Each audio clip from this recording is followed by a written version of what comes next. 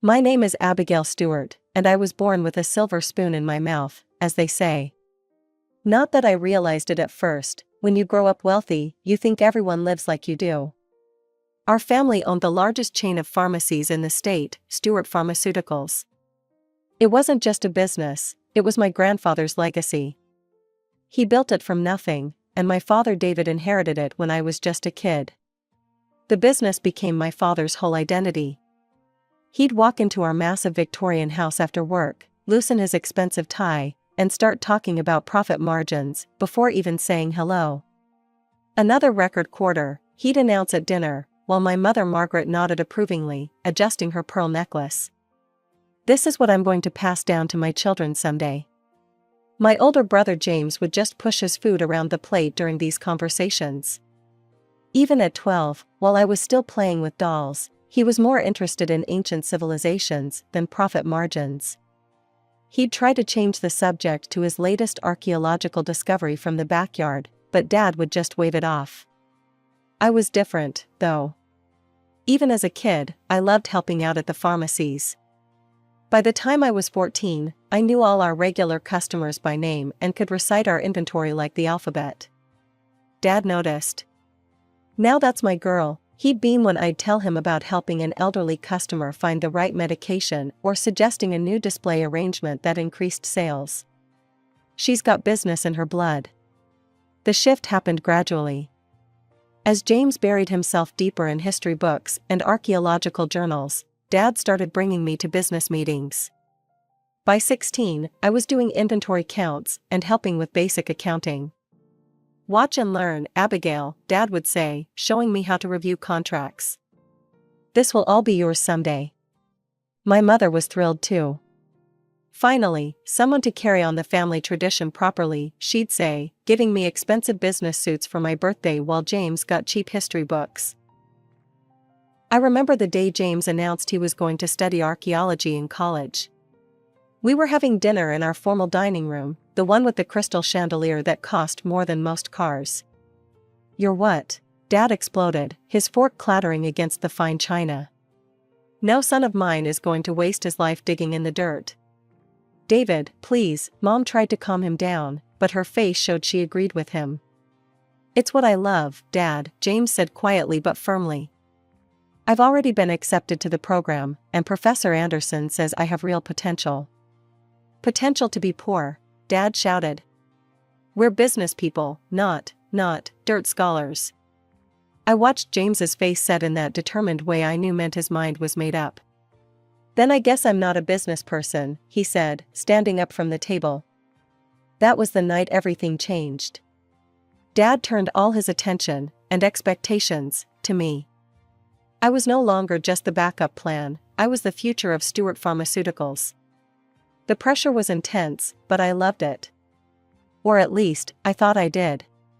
Preston Business College was everything I'd dreamed of, prestigious, competitive, and full of other trust fund kids just like me. I felt right at home with my designer clothes and platinum credit card. That's when I met Zane. It was in the campus library, of all places. I was struggling with a coding assignment when this guy at the next table noticed me cursing under my breath at my laptop. "Need some help?" he asked, sliding into the chair next to me. He had the kindest brown eyes I'd ever seen and a slight accent I couldn't place.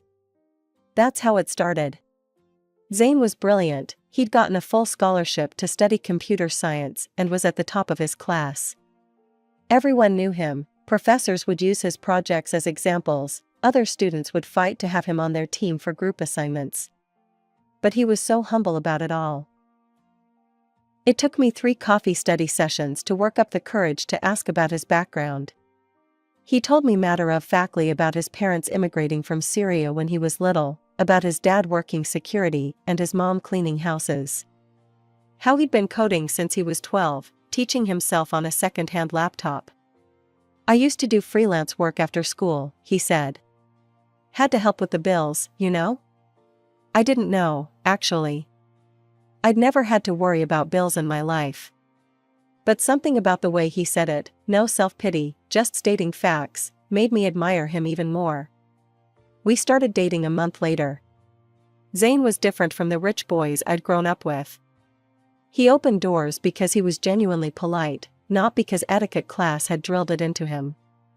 When he took me out, it was to small family-owned restaurants where the food was amazing and the owners knew him by name. 6 months in, he proposed. Not with some massive diamond like my dad would have expected, just a simple silver band he'd saved up for, given to me during a sunset walk through campus. It was perfect. Dad was thrilled when I told him I was engaged, at first. He immediately planned this huge family dinner to meet my fiancé, inviting all our relatives. I could practically hear him imagining some heir to a Fortune 500 company. The moment we walked into our massive dining room, I knew I was wrong. I watched my family's faces change, like someone had flipped a switch, from eager smiles to barely concealed sneers.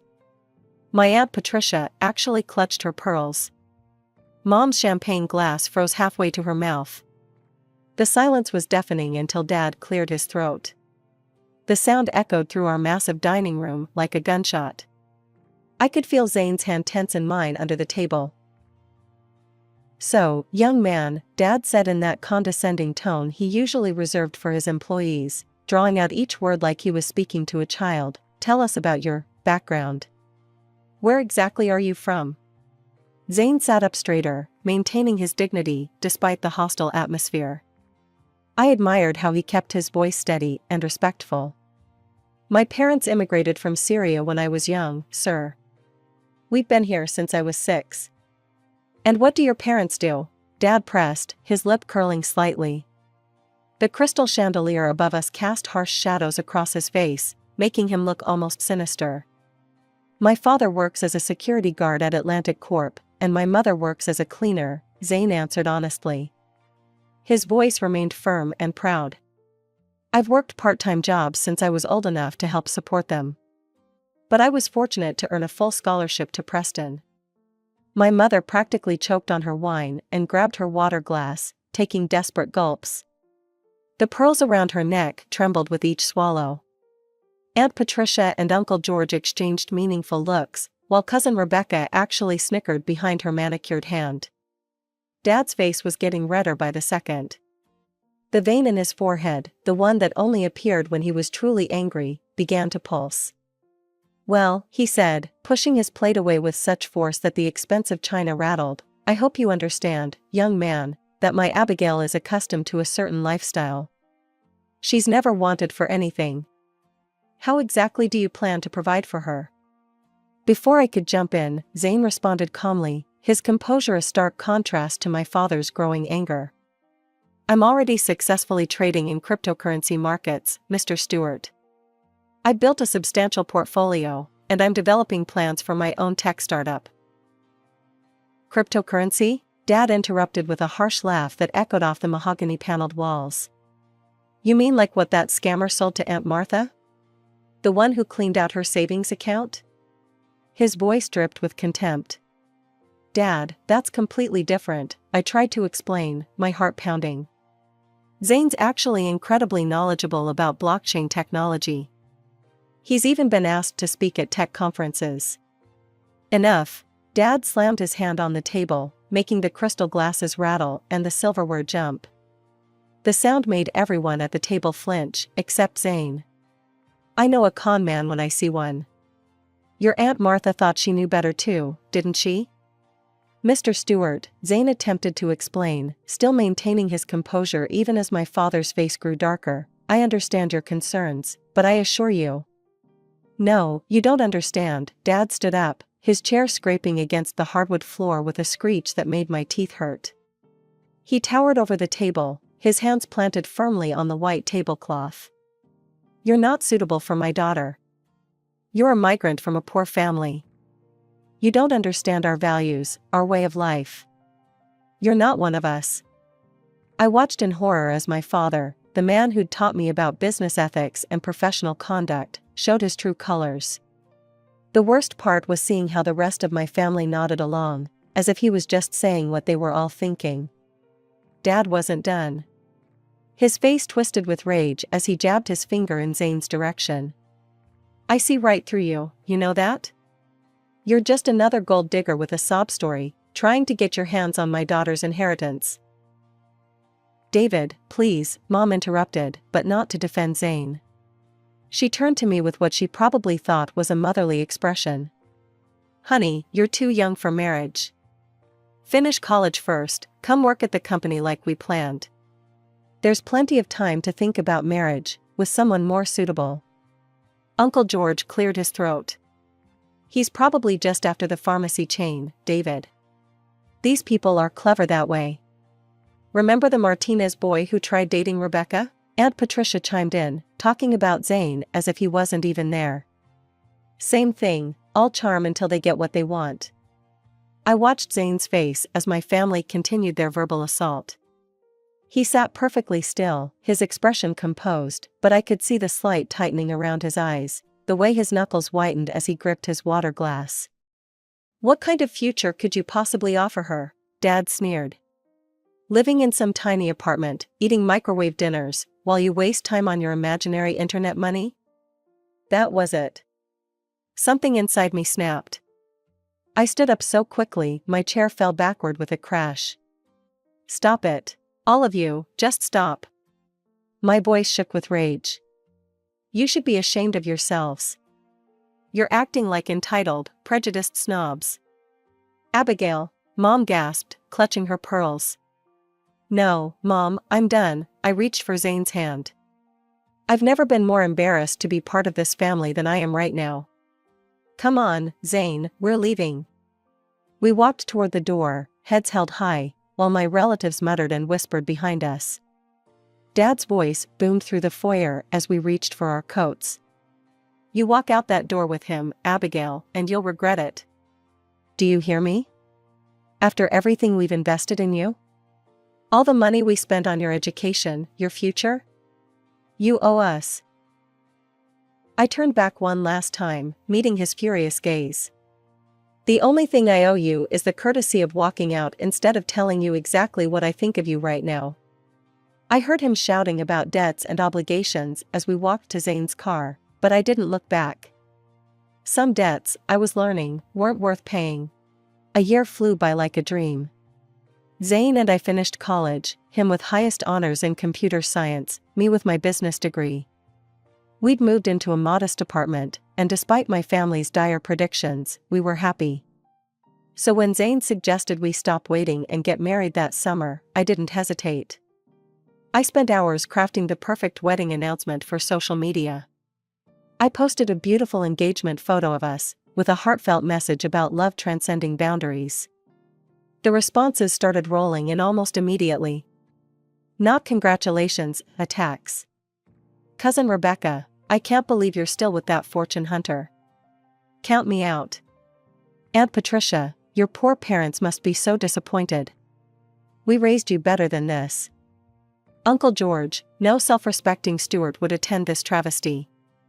My phone kept buzzing with notifications, each one more cruel than the last. I finally had to turn it off when my mother's comment appeared, "You're making the biggest mistake of your life. Don't expect us there." I cried for hours that night, while Zane held me and whispered that we could postpone, that maybe they just needed more time. But I was done waiting for my family to change. No, I said, wiping my eyes. We're getting married. With or without them. I didn't expect James to come. My brother was in the middle of an important dig in Egypt, something about a previously undiscovered tomb. But 2 days before the wedding, he showed up at our apartment door, covered in desert dust and grinning. You think I'd miss my little sister's wedding? He said, pulling me into a bear hug. Besides, someone's got to walk you down the aisle. The wedding was small but beautiful. We held it in a garden, with fairy lights twinkling in the trees. Zane's family filled one side of the aisle, warm, welcoming people who had embraced me as their own from day one. My side was painfully empty, save for James and a couple of distant cousins who had dared to defy the family boycott. A year passed.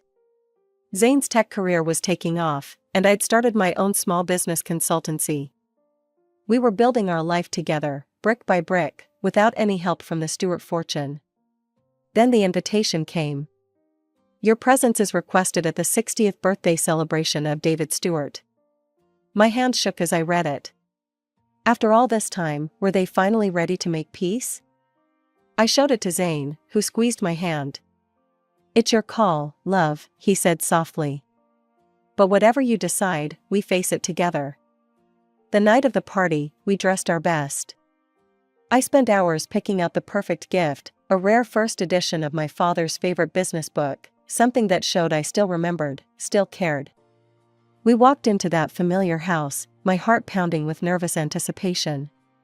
The room fell silent when we entered, just like that first dinner, but I pushed ahead. With trembling hands, I presented the carefully wrapped package to my father. He didn't even look at it. Just picked it up and tossed it aside like it was garbage, the beautiful paper crinkling as it landed among the other gifts. The dinner started like a perfectly choreographed show of cruelty.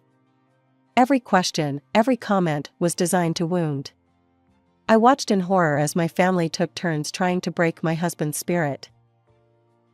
So, Uncle George drawled, swirling his expensive wine, still playing with your internet money, or have you found a real job yet? Before Zane could answer, Aunt Patricia chimed in. Dear, do you know which fork to use for the salad? She giggled, nudging my cousin Rebecca. These fancy dinners must be quite different from what you're used to. That's quite a simple suit you're wearing, my mother observed with a smirk. I suppose designer labels aren't in your budget? I wonder, cousin Rebecca piped up, have you ever even eaten truffle before tonight? They're quite expensive, you know. I watched Zane's face remain perfectly composed, even as they treated him like some sort of circus attraction. He'd built a successful life from nothing, earned every bit of respect he had in the tech world, and here they were, acting like he was beneath them because he didn't inherit his success. The breaking point came when my father raised his glass. You know, he announced to the table, loud enough to silence everyone, I always wondered what would happen to my daughter if she married beneath her station. Tell me, boy, does she miss her credit cards? Her shopping sprees? Or have you managed to save enough from your little computer games to keep her in the lifestyle she deserves? Something snapped inside me. I stood up so fast, my chair toppled backward. How dare you? I was shaking with rage. You sit here in your expensive clothes, in your massive house, acting like you're better than everyone else, when you're nothing but small, cruel people who've never earned a single thing in your lives. The room went dead silent. You think wealth makes you worthy? Look at yourselves. You're all so busy showing off your money that you've forgotten how to be human beings. Dad's face turned purple. He stood up, matching my stance. That's enough. I've had it with your ingratitude, your poor choices, your defense of this fortune hunter. He turned to face the table, raising his voice even louder. Let me make this absolutely clear, as of this moment, Abigail Stewart is no longer my daughter. She is disinherited, cut off completely. Then, with a theatrical flourish, he gestured to my cousin Michael, who'd been quietly preening at the other end of the table. This is my new successor.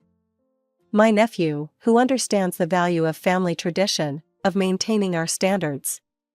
The relatives burst into applause as Michael stood, bowing slightly.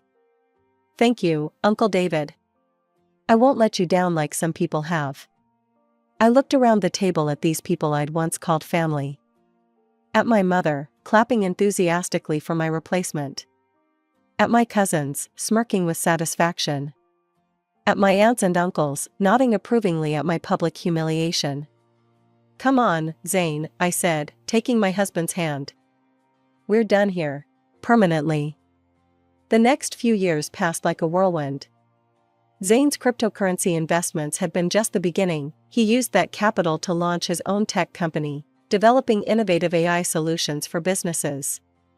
Within 3 years, TechVision Enterprises was valued at over $500 million. The same internet money my father had mocked had transformed into an empire.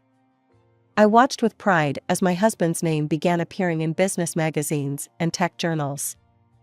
30 Under 30, Most Innovative CEO, Tech Visionary of the Year, the accolades kept coming. But what made me proudest was how success hadn't changed him. He still opened doors for people, still remembered every employee's name, still wore simple clothes, though now they were tastefully expensive rather than cheap. I wanted to find my father and show him all these headlines. Show him how wrong he'd been. But we hadn't spoken since that disastrous birthday dinner, and honestly, I'd found peace in that silence. Then the invitation arrived. You are cordially invited to celebrate the wedding of Rebecca Stewart. I stared at the thick cream envelope in disbelief. The same cousin who'd mocked Zane's table manners, who'd made snide comments about his clothes, was now inviting us to her wedding? Look what came in the mail, I said to Zane that evening, holding up the invitation. He read it carefully, then looked at me with those kind eyes I'd fallen in love with years ago. Maybe we should go. In my culture, we believe family is sacred, even when they hurt us. So there we were, walking into the grand ballroom of the Ritz-Carlton, where Rebecca's wedding was being held. The reaction was unexpected.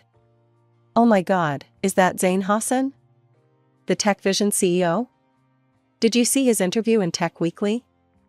I heard he just closed a deal with Microsoft. Can I get a picture with you, Mr. Hassan? The same relatives who'd once looked down their noses at my poor immigrant husband were now falling over themselves to get his attention. Former critics were now eager fans, shoving business cards into his hands, asking for investment advice, begging for photos. I watched as Zane handled it all with characteristic grace, smiling for photos, answering questions politely, making everyone feel heard and respected, even those who'd never shown him the same courtesy. Your husband is absolutely brilliant, gushed Aunt Patricia, the same aunt who'd mocked his table manners years ago. Did you know he was featured in Forbes? I just smiled, thinking how funny life can be.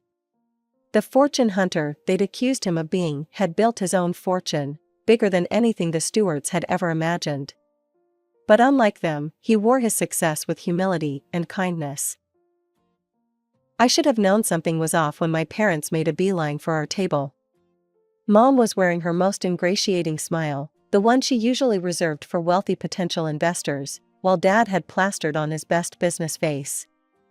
Darling, Mom cooed, air-kissing my cheeks. And Zane? We've been following your incredible success in the news. So proud to call you family. I couldn't help myself. Really? The same poor immigrant you couldn't bear to have at your table a few years ago? They flinched, but recovered quickly. Dad cleared his throat, loosening his collar, which, I noticed, wasn't from his usual luxury brand. Water under the bridge, sweetheart. Family is family, right? Then came the real reason for their sudden change of heart. Over the wedding appetizers, the story spilled out. Michael, their precious replacement heir, had nearly destroyed Stewart Pharmaceuticals.